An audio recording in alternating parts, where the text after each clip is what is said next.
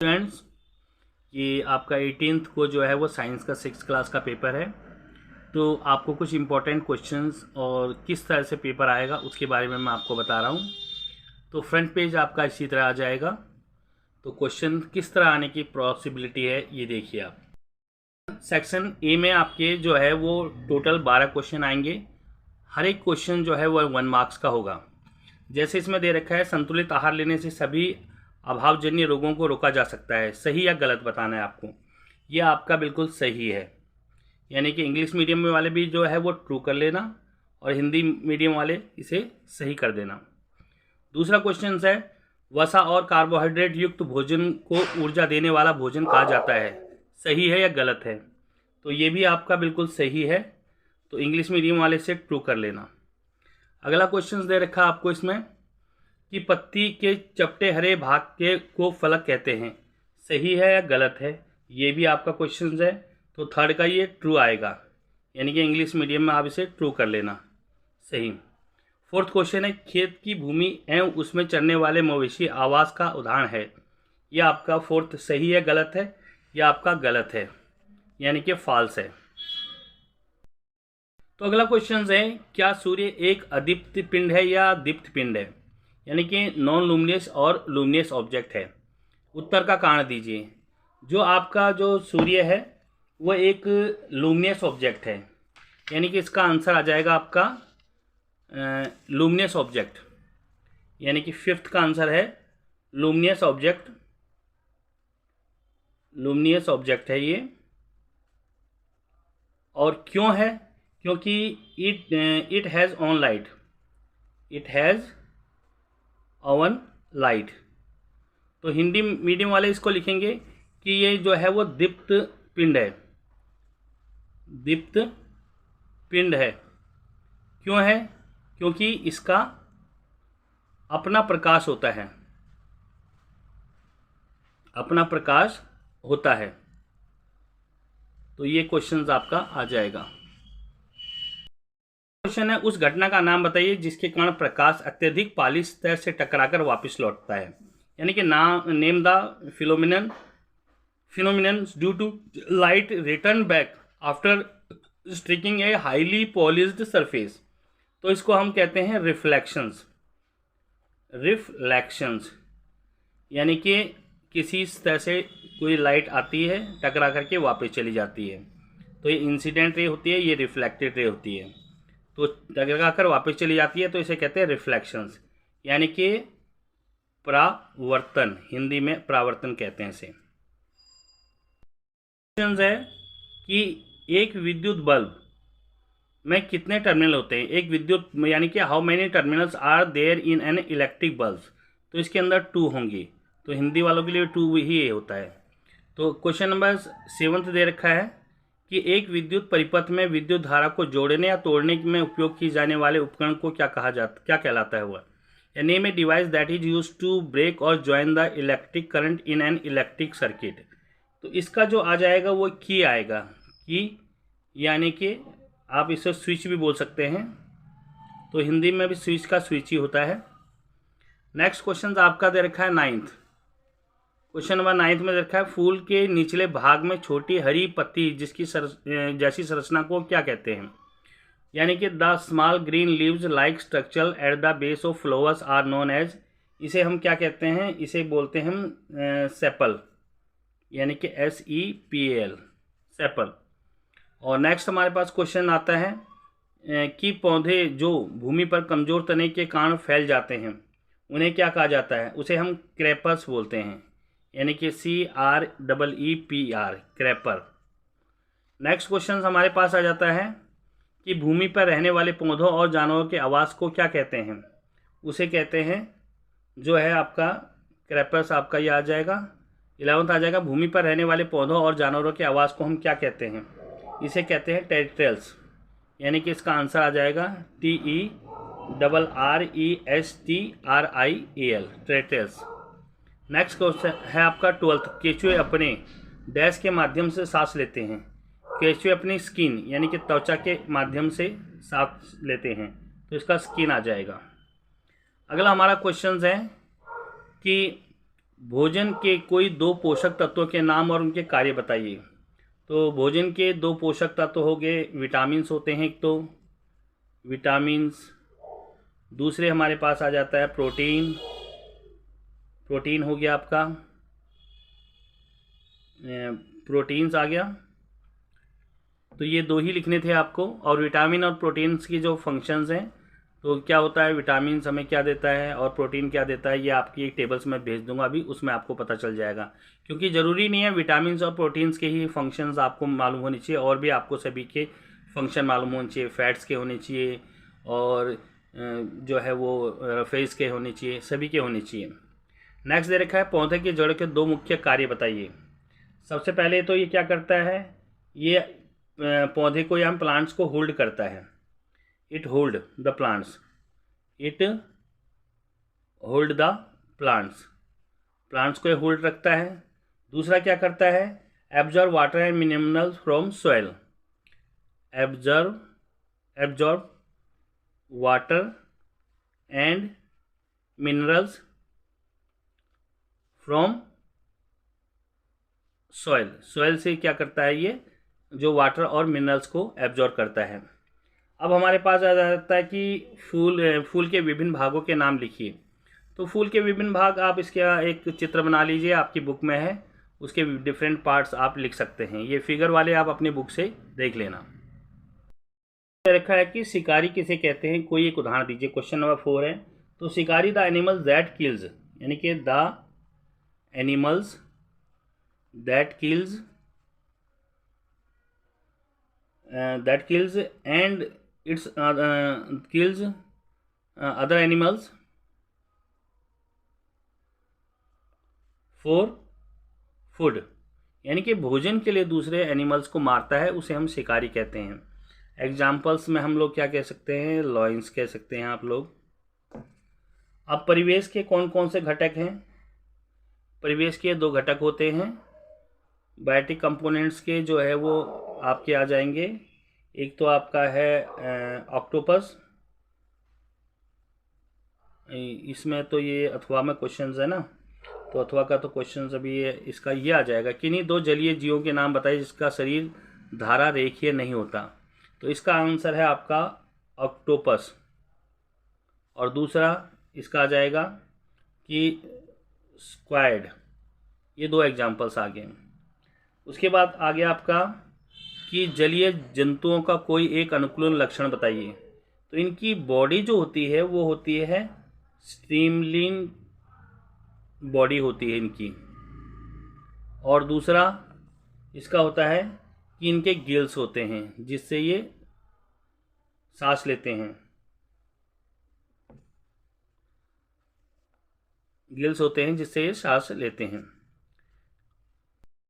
Next question आपका आ जाता है 7th कि ये 6 क्वेश्चन, आपको एक पारदर्शी कांच की शीट दी जाती है, इसे बिना तोड़े पारभासी बनाने के कोई तरीके बताइए। पारभासी बनाने के लिए हम क्या करते हैं, रबिंग विद सैंड पेपर, एक आ जाएगा rubbing with sand paper, sand paper से इसे रब कीजिए तो ये पारभासी बन जाएगा। और दूसरा क्या आ जाएगा, rubbing with oil and ghee, rubbing with oil and ghee, घी से इसे रब कीजिए तो ये पारभासी बन जाएगा। अगला आ जाता है क्वेश्चन 7th कि विद्युत सेल पर अंकित धनात्मक टर्मिनल और ऋणात्मक टर्मिनल की स्थिति चित्र द्वारा समझाइए। तो चित्र बना लीजिए इसका, आपकी बुक में है ये। जो अपर पार्ट होता है यानी कि अपर मेटल पार्ट होता है उसको हम कहते हैं पॉजिटिव टर्मिनल, पॉजिटिव टर्मिनल्स कहते हैं। और जो लोअर मेटल पार्ट होता है उसको कहते हैं हम लोग नेगेटिव टर्मिनल। तो ये क्वेश्चन है, आपका आंसर है। और आपका 8th रेखा, डॉक्टर ने जांच के बाद बताया कि भुजों की हड्डियां कमजोर हो रही हैं। उसके अनुसार भुजों को वह स्थिति किस खनिज लवण की कमी से हुई है, उसे इस कमी को दूर करने के लिए कौन कौन से खाद्य पदार्थ खाने चाहिए। After checkup doctor told Bhujo that his bones are getting weak, उसकी हड्डियां कमजोर हो गई हैं तो उसे किस प्रकार की चीज़ें खानी चाहिए? तो उसको कमी है कैल्शियम की, कैल्शियम की कमी है। और उसे खानी क्या क्या चाहिए? उसे खानी चाहिए मिल्क खानी चाहिए, और पनीर और चीज़। ये चीज़ें खाने से क्या होता है? कैल्शियम की कमी पूरी हो जाती है। तो नेक्स्ट क्वेश्चन हमें आ जाता है। नेक्स्ट क्वेश्चन दिया है हमें, विटामिन ए की आवश्यकता क्यों होती है? विटामिन ए से युक्त किन्हीं 2 खाद्य पदार्थों को बताइए। तो इसमें क्या आ जाता है? हेल्थी स्किन और आइज के लिए जो है विटामिन ए हमें ज़रूरत होती है। हेल्थी स्किन एंड आइज के लिए जो है वो हमें विटामिन ए की ज़रूरत होती है। तो इसके लिए हमें क्या खाना चाहिए? विटामिन ए की कमी के लिए हरी सब्जियां खानी चाहिए, इसमें सी भी होता है। तो ये चीज़ें आप लोगों को करनी है इसके अंदर। तो क्वेश्चन नंबर ये आ जाएगा आपका। क्वेश्चन दे रखा है कि what is the difference between herbs and SERB, right any 2 example each of the herb and shrubs. तो यहाँ शाक और झाड़ी में अंतर बताइए और उसका एक एक उदाहरण दीजिए। तो हर्ब्स क्या होता है? ये शॉर्ट स्टीम्स होती है। पहले हर्ब्स की लिख दीजिए आप। हर्ब्स की जो होती है शॉर्ट स्किन होती है इसकी छोटी, यानी कि इसका शॉर्ट स्टीम्स होती है, सॉरी शॉर्ट स्कीम्स होती है। और दूसरा इसका क्या होता है कि जो है वो डज नॉट हैव ब्रांचेज, यानी कि डज नॉट हैव ब्रांचेज, इसकी ब्रांचेज नहीं होती। और इट इज़ शॉर्ट, ये छोटी होती है। उसके बाद हम लेते हैं स्ट्रब्स। स्ट्रब्स में क्या होता है? पहला देखिए, स्ट्रब्स होता है ये थिक होती है। क्या होती है? थिक होती है। और बट नॉट वुडी स्टीम, यानी कि लक्कड़ वाली नहीं होती है इसकी स्टीम्स। सेकंड है इसका कि ये टॉल होती हैं, लंबी होती हैं। और इसकी इट हैज़ ब्रांचेज, यानी कि इट हैज़ ब्रांचेज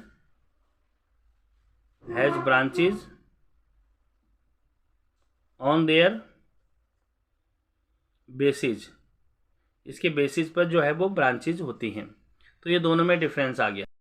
क्वेश्चन दिया हुआ है आपको कि what is do you mean by opaque and translucent object, और इनके एग्जांपल्स देने हैं।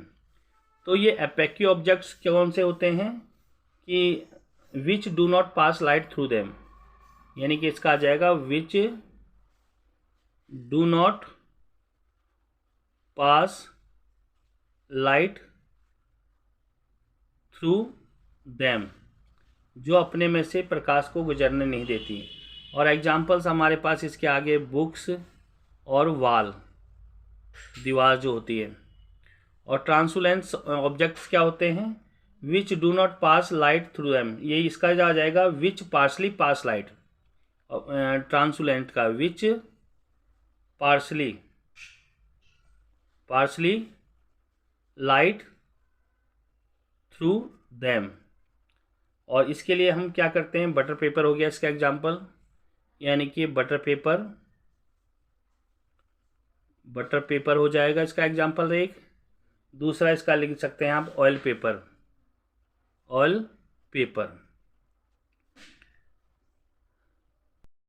क्वेश्चन नंबर 11वें में दे रखा है कि using the conductor test on the object it was found that the bulb begins to glow, is the object a conductor और इंसुलेटर।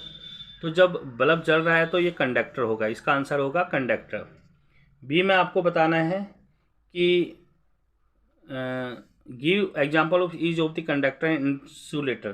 तो कंडक्टर के जो एग्जाम्पल्स आप जिसमें से ये जो लाइट पास थ्रू हो जाती है, तो उसमें आप लोग क्या करेंगे? तो कंडक्टर्स के एग्जाम्पल्स आपके आ जाएंगे, जैसे कॉपर वायर हो जाती है। और इंसुलेटर का एग्जाम्पल हो गया आपका वुड, यानी कि लक्कड़। पेपर, इसमें से भी जो है वो पास नहीं होती है। मैच द कॉलम्स है 12th क्लास, ये 12th क्वेश्चन है, काफ़ी इंपॉर्टेंट है, एग्जाम्स में बार बार ये इस टाइप के आते हैं। तो पहले का जो आंसर हो गया ये अजैव घटक।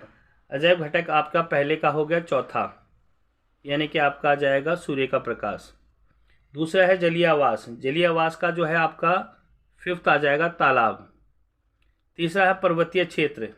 पर्वतीय क्षेत्र का जो आंसर है वह है आपका शंक्वाकार वृक्ष।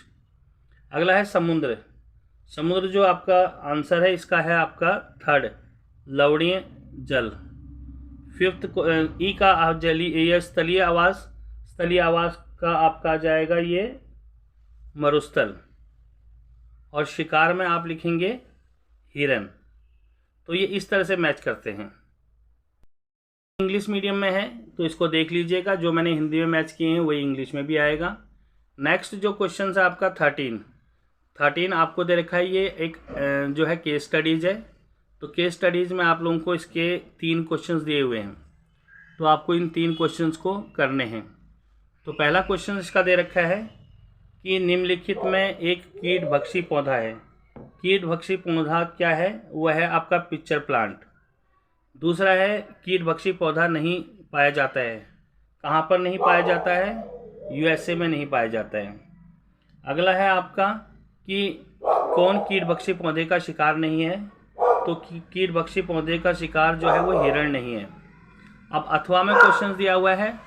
अथवा में क्वेश्चंस का जो आंसर है वह आपका है सी, यानी कि किस कीटभक्षी पौधे की पत्तियों का घड़े की आकृति के समान होता है? ये घटपर्णी होता है। इंग्लिश मीडियम में है, जो आंसर मैंने आपको हिंदी मीडियम में लगाए हैं आप इंग्लिश मीडियम में इसको लगा सकते हैं इसके। अब एक क्वेश्चन दे रखा है आपका, ये देखिए 14th है, ये भी आपका जो है वो उसमें केस स्टडीज़ है। तो इसमें दे रखा है 14th का जो पहला क्वेश्चन है, इसका आ जाएगा आपका कि बीज का बाहरी भाग क्या कहलाता है? बीज का बाहरी भाग जो है बीज कोट कहलाता है। इसके बाद आ जाता है क्वेश्चन किसका बीज पानी द्वारा फैलता है? तो इसका सेकंड का जो आंसर है वो आपका आ जाएगा कमल का। तीसरा क्वेश्चन है किसके द्वारा बीज नहीं फैलते हैं? तो इसका आंसर आ जाएगा आपका सी, यानी कि आग के द्वारा बीज नहीं फैलते क्योंकि जल जाते हैं उसमें। किसके बीजों को नहीं खाया जाता है? नीम के बीजों को नहीं खाया जाता। तो ये आंसर आ गया। तो इसमें क्वेश्चंस अगला जो दे रखा है इसमें ये इंग्लिश मीडियम में देख लीजिएगा। जो आंसर मैंने हिंदी मीडियम बताया वो इंग्लिश मीडियम में भी आप कर सकते हो। नेक्स्ट क्वेश्चन नंबर हमारे पास 15 है, ये भी केस स्टडीज़ है। 3 केस स्टडीज आएंगे आपके। तो पहला क्वेश्चन दे रखा है पत्तियों पर शिराओं द्वारा बनाए गए डिजाइन को क्या कहते हैं? तो ये पहला क्वेश्चन है, इसका आंसर आ जाएगा बी, शिरा विन्यास। पत्तियों में जल की बूंदें जलवाष्प के रूप में बाहर निकलती है, प्रक्रिया क्या कहलाती है? तो सेकंड का क्वेश्चन आ जाएगा आपका सी, वासोत्सर्जन।